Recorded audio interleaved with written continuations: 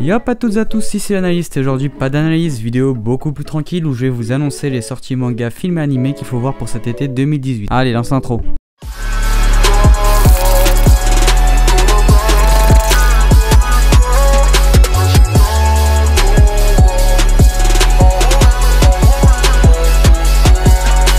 La vidéo va être divisée en 3 parties, manga, animé et film, rien de bien sorcier jusqu'ici. Il faut savoir que je vais répertorier que ce qui me semble intéressant, ça sera pas exhaustif du tout.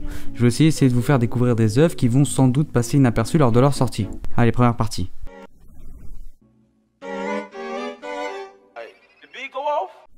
Bon, je triche un peu, il est déjà sorti le 5 juillet. Je parle de Beyond the Clouds, de la mangaka Nick, sorti aux éditions Kiun. L'auteur a même eu droit à une bande-annonce animée que je mets en description pour les curieux. Mais pour les flemmards, je vous le présente ici. Dans la ville jaune, les nombreuses usines crachent leur fumée, cachant le ciel et les étoiles. Le jeune Théo rêve de pouvoir partir à l'aventure et contempler les astres. La réalité le rattrape cependant bien vite. Il doit rester à l'atelier de réparation Shikuwa où il travaille quotidiennement. Sa routine est chamboulée lorsqu'il rencontre une fillette ailée, tout droit issue du monde des légendes dont il rêve tant. Elle a cependant perdu une aile et la mémoire. Théo fera tout pour passer le mystère de cette jeune fille. Franchement, est-ce que j'ai besoin de te faire un dessin pour te dire qu'il sort du lot? Plus sérieusement, on est rapidement ébloui par la qualité visuelle du manga et Dieu sait que j'aime ça. Aucune sortie animée n'est prévue pour l'instant, mais si t'as déjà vu le trailer, t'as déjà un aperçu des possibilités qu'on peut faire avec ce manga.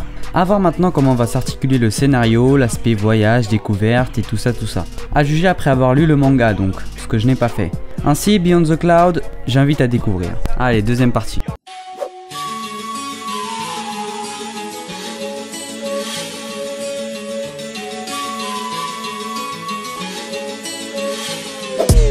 Pour ce que je vais t'annoncer là, ça va être très simple, je vais même pas te le présenter parce que c'est une des sorties que j'attends le plus cet été. Et je déteste être spoilé, c'est pourquoi je ne vais pas mettre de trailer, enfin pas d'image de trailer, pas de synopsis, ni même de présentation de l'histoire. Parce que je suis un extrémiste quand il s'agit du spoil et que je considère tout ce que rien que te le présenter pour moi, ça serait me spoiler.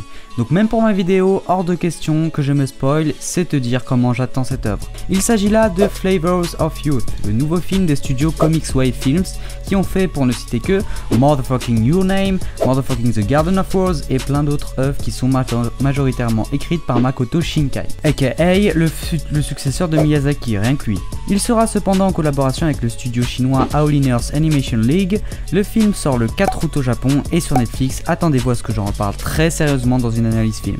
Bon, Shinkai ne sera pas de la partie, c'est en réalité 3 courts-métrages réalisés par 3 réalisateurs différents qui vont faire le film.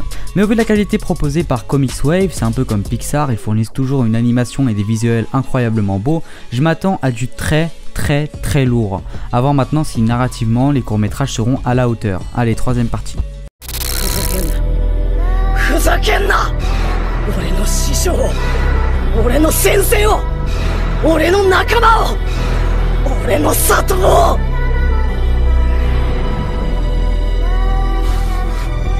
De ce côté-là, pas vraiment de choses qui ont réellement retenu mon attention comme les petites pépites que je vous ai présentées plus haut.